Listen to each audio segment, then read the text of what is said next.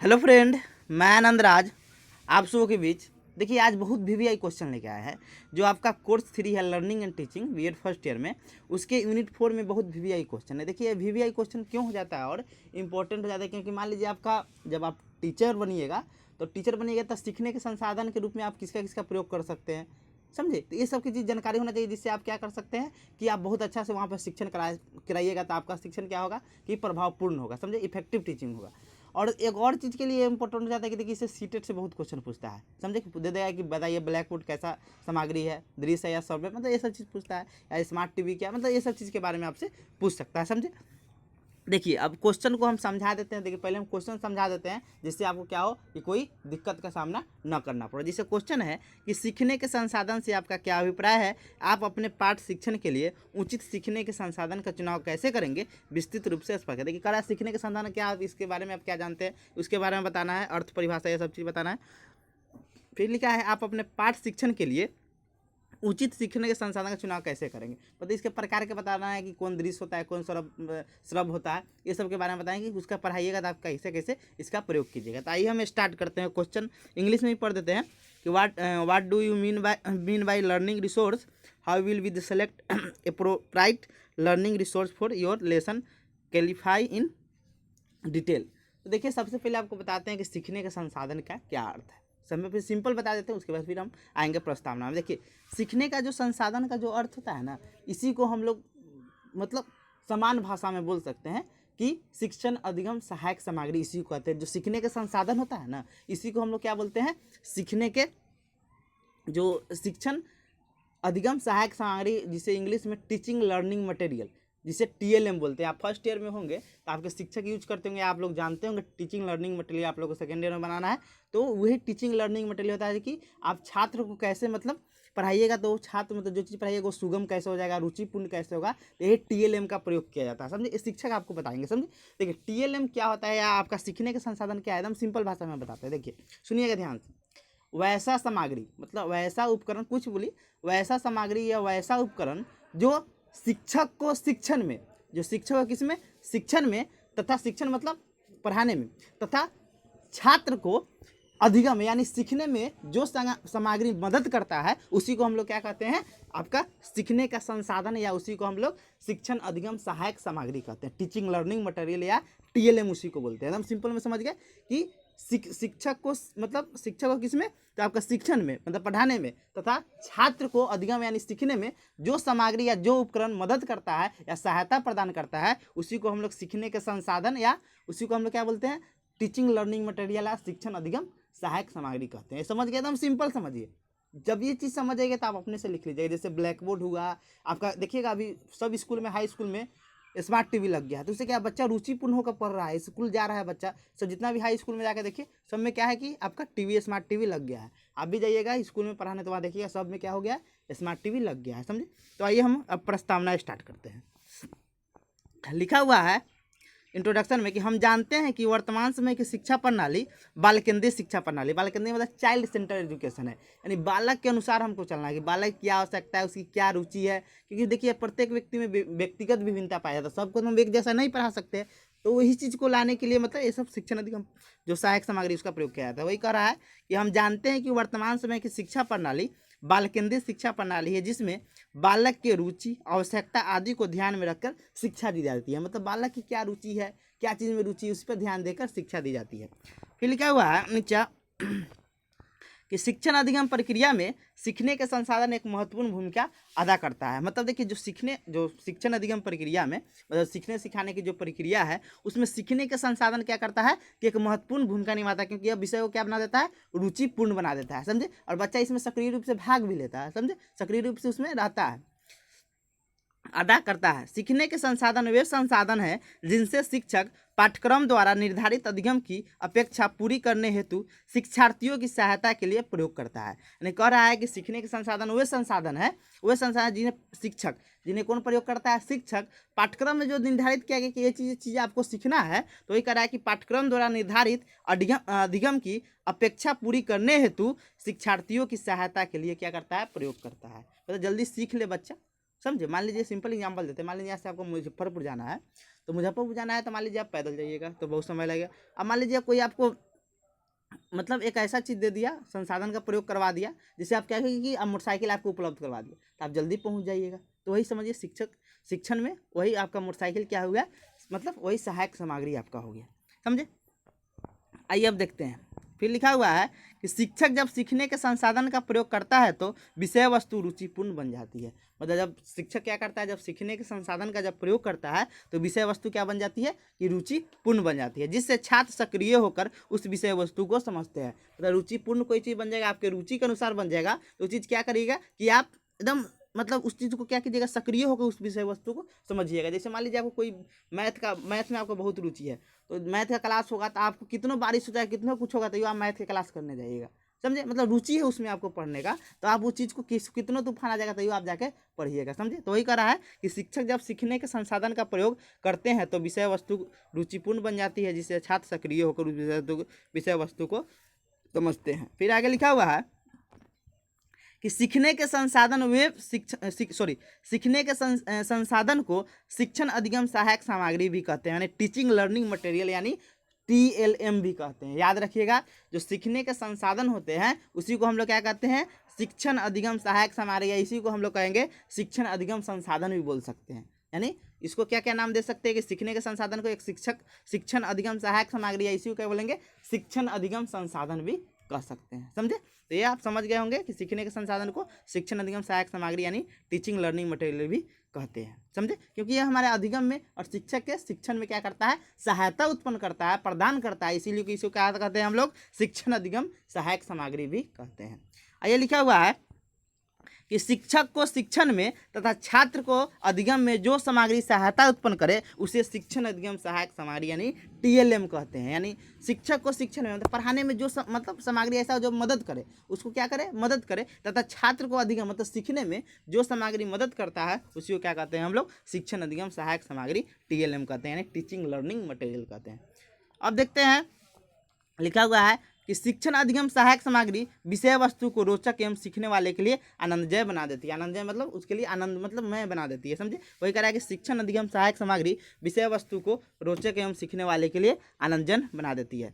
फिर लिखा हुआ है कि सीखने के संसाधन का प्रयोग छात्रों में अध्ययन के प्रति रुचि उत्पन्न करने एवं ज्ञान को स्थायी बनाने के लिए शिक्षक के द्वारा किया जाता है। देखिए या करने का मतलब हुआ, जैसे मान लीजिए आप कोई चीज़ सुनिएगा ना तो वो चीज़ भूल जाइएगा, लेकिन कोई एक्टिविटी के द्वारा कोई चीज़ कीजिएगा तो आपको हमेशा याद रहेगा, समझे। मान लीजिए वो सिंपल एग्जांपल देते हैं कि अब तो मान लीजिए आप B.Ed में हैं, अभी सिंपल समझिए, तो ग्रेजुएशन का बहुत चीज़ आप भूल गए होंगे, लेकिन अब याद कीजिए आप 10 साल पहले कोई फिल्म, शोले फिल्म देखे होंगे, कोई फिल्म देखे होंगे, तो वो चीज़ आपको याद हो क्योंकि विजुअली रूप से वो चीज़ देखे हुए हैं, समझे। तो विजुअली चीज़ बहुत कम मतलब आदमी नहीं भूलता है, समझे। लेकिन कोई चीज़ सुने रहेंगे तो वो चीज़ आप क्या करेंगे, लेकिन उसका फिल्म का डायलॉग भूल गए होंगे, लेकिन वैसे ही आपके सामने जैसे वो चीज़ आएगा तो बोलेगा ही शोले फिल्म का है।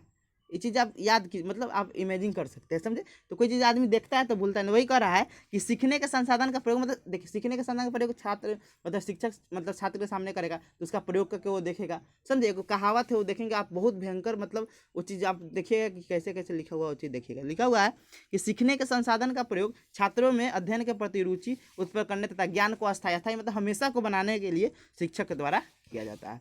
फिर लिखा है एक चीनी कहावत है जिसे बाद में मारिया मेंटोसरी ने भी कहा, मतलब एक चीनी कहावत है कि क्वेश्चन बहुत VVI है, जो एक कोटेशन है, इसको ध्यान से सुनिएगा क्या कह रहा है कि एक चीनी कहावत है जिसे बाद में मारिया मेंटोसरी ने भी, देखिए थोड़ा इंट्रोडक्शन इसका थोड़ा लंबा करके हम क्या चाहते हैं कि आप में नॉलेज होना चाहिए, इसमें कुछ शॉर्ट करके आप इसको थोड़ा ज़्यादा लगे तो उसको शॉर्ट कर दीजिएगा, समझे।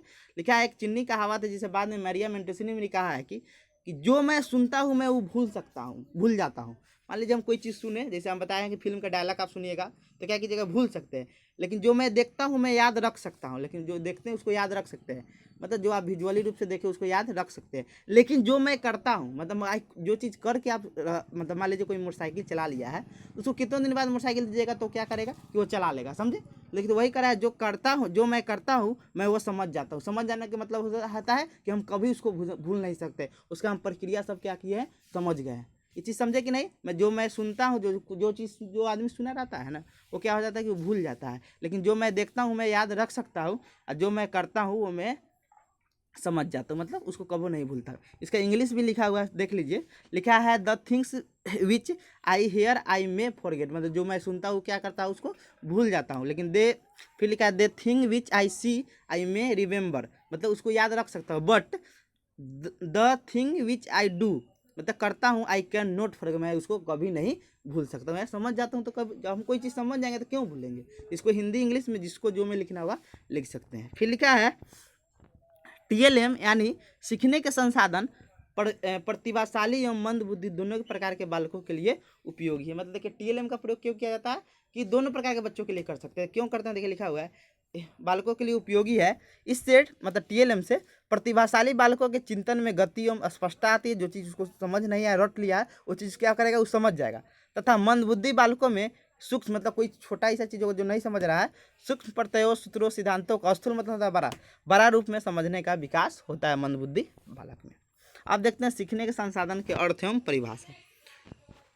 लिखा है सीखने के संसाधन का अर्थ है कि शिक्षक को शिक्षण में तथा छात्र को अधिगम में जो संसाधन मदद करता है वही सीखने के संसाधन कहते हैं। उसी को क्या कहते हैं, सीखने के संसाधन कहते हैं। समझे, मतलब शिक्षक को शिक्षण में तथा छात्र को मतलब अधिगम में जो मतलब संसाधन मदद करता है वही सीखने के संसाधन होते हैं।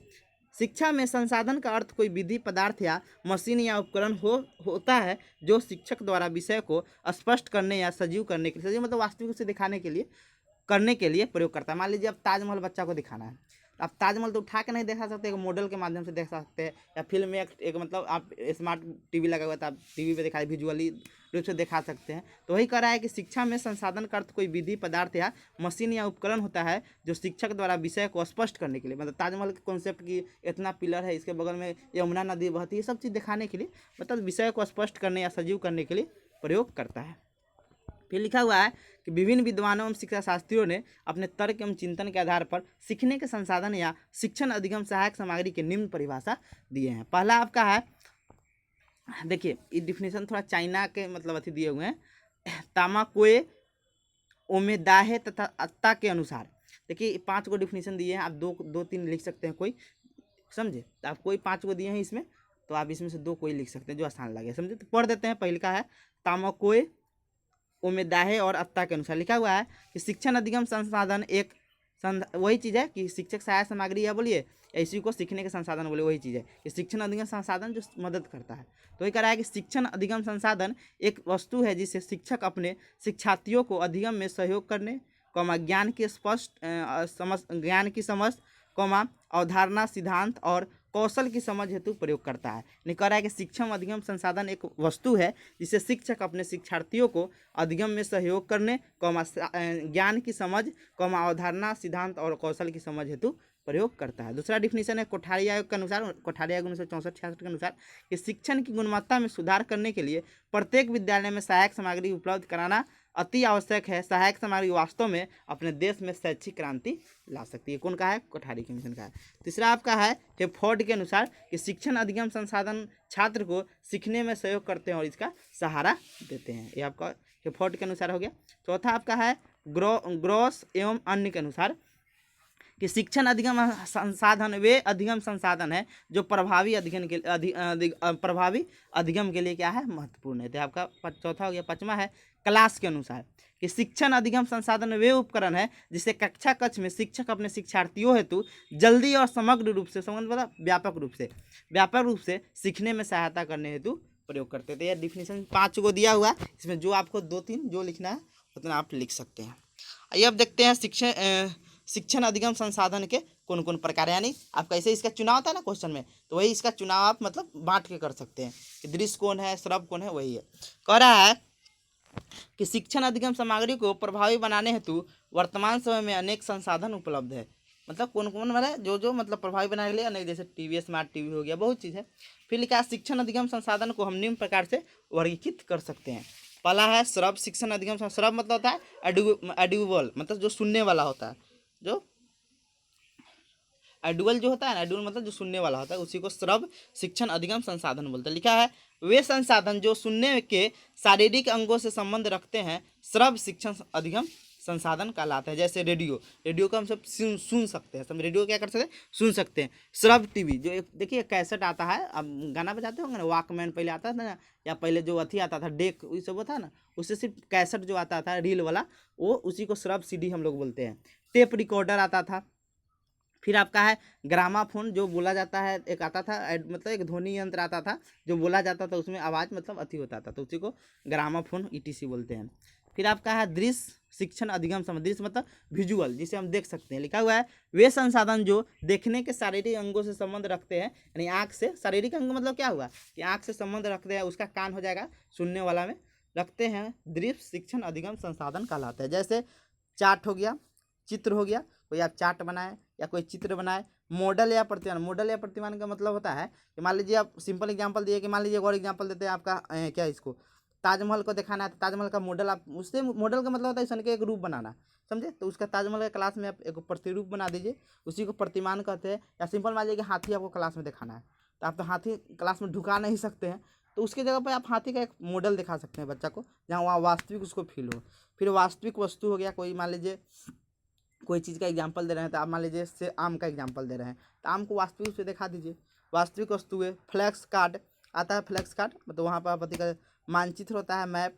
चौक बोर्ड होता है, चौक बोर्ड कहने का मतलब आपका श्यामपट हुआ, यहाँ पर लिखा हुआ है श्यामपट। फिर फनेरल बोर्ड है, जो आप देखते हैं जो कॉलेज में जिसे सॉफ्ट बोर्ड हम लोग बोलते हैं, तो वहाँ कॉलेज में रहता है जो हरा कलर का जो बोर्ड रहेगा, जहाँ पर कुछ कुछ चिपकाया जाता है, उसको फनेरल बोर्ड, बुलेटिन बोर्ड, वही सब होता है। आपका प्रोजेक्टर हो गया, जो सिर्फ स्लाइड कर दिखाता है, जिसमें आवाज़ ना हो, समझे, सिर्फ दिखे। स्लाइड होता है जो जिसमें स्लाइड हो, स्लाइड मतलब प्रक्षेपी मतलब बदलते रहे, ये सब ईटीसी क्या है, दृश्य शिक्षण अधिगम सामग्री है। तीसरा आपका है श्रव्य दृश्य शिक्षण अधिगम सामग्री। श्रव्य दृश्य मतलब जिसमें देखे और सुने, जैसे आपका टीवी हो गया, देखते सुनते दोनों है, तो वही कह रहे वे संसाधन जो सुनने और देखने दोनों शारीरिक अंगों से संबंध रखते हैं, श्रव्य दृश्य शिक्षण अधिगम संसाधन कहते हैं। बस देखने और सुनने यानी आपका कान और आंख दोनों से शारीरिक संबंध रखते हैं, उसे क्या कहते हैं, श्रव्य दृश्य शिक्षण अधिगम संसाधन कहते हैं। जैसे स्मार्ट टीवी जो आपके कॉलेज स्कूल में लगा हुआ है, फिल्म स्ट्रिप्स आता है एक, फिर फिल्म प्रोजेक्टर, फिर श्रव्य दृश्य सीडी, जो आप सीडी ऐसा देखते हैं जिससे आवाज़ भी रहता है, और क्या फिर रहता है कि पिक्चर भी चलता है, तो श्रव्य दृश्य सीडी ईटीसी आपका कौन हो गया, श्रव्य दृश्य शिक्षण अधिगम संसाधन हो गया। देखिए आपका एक श्यामपट्ट के बारे में कुछ बता देते हैं कि श्यामपट्ट बहुत इंपॉर्टेंट है। लिखा हुआ है श्यामपट्ट एक दृश्य सामग्री है, इसका निर्माण विलियम जेम्स ने किया था। श्यामपट्ट क्या एक दृश्य सामग्री है ना, उसमें से आवाज़ निकलता है, समझे, तो क्या है कि एक दृश्य सामग्री है, इसका विकास कौन किया था, विलियम जेम्स ने किया था, जेम्स ने किया था। श्यामपट्ट का आकार आयताकार होना चाहिए। श्यामपट्ट का आकार कैसा होना चाहिए, तो आपका आयताकार होना चाहिए, नहीं लंबाई ज़्यादा होनी, चौड़ाई थोड़ा कम होना चाहिए।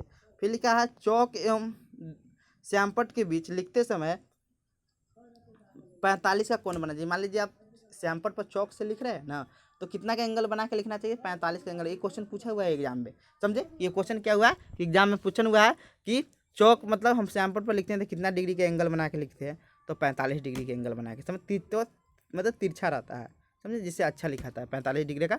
श्यामपट्ट को साफ ऊपर से नीचे करते हैं। श्यामपट्ट को हम कैसे साफ करेंगे, ऊपर से नीचे, ये आपको जानकारी होना चाहिए। कहाँ से करते हैं, ऊपर से नीचे करते हैं। यह शिक्षक का जो श्यामपट्ट होता है, शिक्षक का परम मित्र होता है, याद रखिएगा। जैसे एक क्वेश्चन हम दिए हैं, इसका आंसर आप बताइएगा कि विद्यालय में गणित के शिक्षक का परम मित्र होता है। पहला ऑप्शन है गणित के उपकरण, दूसरा है गणित के प्रयोगशाला, तीसरा आपका श्यामपट्ट है, चौथा तो ऑप्शन देखिए रहे कितना अच्छा दिया गया है, विज्ञान की शिक्षिका। आप लोग बताइए कौन ऑप्शन होगा कि विद्यालय में गणित के शिक्षक का परम मित्र कौन होते हैं, समझे। तो आज के समय में तो डी ऑप्शन होना चाहिए, विज्ञान की शिक्षिका, लेकिन आंसर कौन होगा आप लोग बता दीजिएगा कि कौन इसका आंसर होगा। विद्यालय में जो गणित के शिक्षक का परम मित्र कौन होता है, गणित के उपकरण या गणित के प्रयोगशाला या श्यामपट्ट या विज्ञान की शिक्षिका, ठीक है। तो अब बताइएगा अगले का आपका अथी है कि शिक्षण अधिगम प्रक्रिया में सीखने के संसाधन का महत्व क्या है। लिखा हुआ है शिक्षण अधिगम प्रक्रिया में सीखने के संसाधन के निम्नलिखित महत्व है। पहला है कि किसी अवधारणा को समझने के लिए शिक्षण अधिगम संसाधन का समुचित प्रयोग बहुत प्रभावी है। देखिए कोई चीज़ आपको स्पष्ट, मान लीजिए ताजमहल के बारे में हम पढ़ा रहे हैं और बच्चा वो चीज़ नहीं समझ पा रहा है, समझे, तो आप वहाँ पर मॉडल उसका दिखा दीजिए, फिर उसको समझाइए, देखिए बच्चा बहुत जल्दी सीख लेगा, समझे, क्योंकि वो स्पष्ट उस चीज़ को देख रहा है, वास्तव मतलब भौतिक रूप से उस चीज़ को देख रहा है, फिजिकली रूप से, समझे। दूसरा है आपका कि शिक्षण अधिगम संसाधन के माध्यम से शिक्षक किसी विषय को अधिक आसानी से स्पष्ट कर सकता है। मान लीजिए आप क्या बोलते हैं कि मान लीजिए आप इसके बारे में पढ़ा रहे हैं, कोई कोई भी टॉपिक आप पढ़ा रहे हैं, मान लीजिए साइंस से रिलेटेड कोई भी टॉपिक पढ़ा रहे हैं, पाचन से रिलेटेड पढ़ा रहे हैं, तो आप एक मतलब आदमी का पाचन कैसे कैसे होता है उसका बता दीजिए, बच्चा वो जल्दी सीख लेगा, समझे। फिर तीसरा का आपका है कि शिक्षण अधिगम संसाधन छात्र को प्रत्यक्ष अनुभव प्रदान करता है जो सीखने में सहायक होता है। मान लीजिए कोई प्रत्यक्ष अनुभव कराने का मतलब है कि हम मॉडल बोले हैं या कोई आप वास्तविक वस्तु प्रस्तुत कर दीजिए, समझे। फिर चौथा आपका है कि शिक्षण अधिगम संसाधन कक्षा कक्ष से आलस्य को हटाते हैं और कक्षा कक्ष को जीवंत और सक्रिय बनाते हैं। पहले मान लीजिए हिस्ट्री पढ़ाया जाता था, हम भाषण देकर टीचर चल जाते थे। अब देखिए अब क्या होता है कि टीवी के माध्यम से पढ़ाना, बच्चा उसमें देख रहा है, सीख रहा है, तो सक्रिय रूप से वहाँ उसमें शामिल है, समझे, आलस्य उसमें नहीं है। फिर आपका पाँचवा है कि शिक्षण अधिगम संसाधन शिक्षार्थियों हेतु वातावरण को रुचिपूर्ण बनाते हैं। मतलब जब शिक्षण अधिगम सामग्री का जब प्रयोग होता है तो जो विद्यालय का जो कक्षा का वातावरण है वो क्या हो जाता है, रुचिपूर्ण हो जाता है, समझे। फिर आपका छठा है कि शिक्षण अधिगम संसाधन समय और धन की बचत में भी सहायक होता है। जो शिक्षण अधिगम संसाधन क्या होते हैं, समय और धन की बचत में भी क्या होते हैं, सहायक होते हैं। आइए अब देखते हैं निष्कर्ष क्या लिखा हुआ है कि उपरोक्त विवरण से यह स्पष्ट होता है कि शिक्षण अधिगम प्रक्रिया में सीखने के संसाधन का महत्वपूर्ण योगदान है।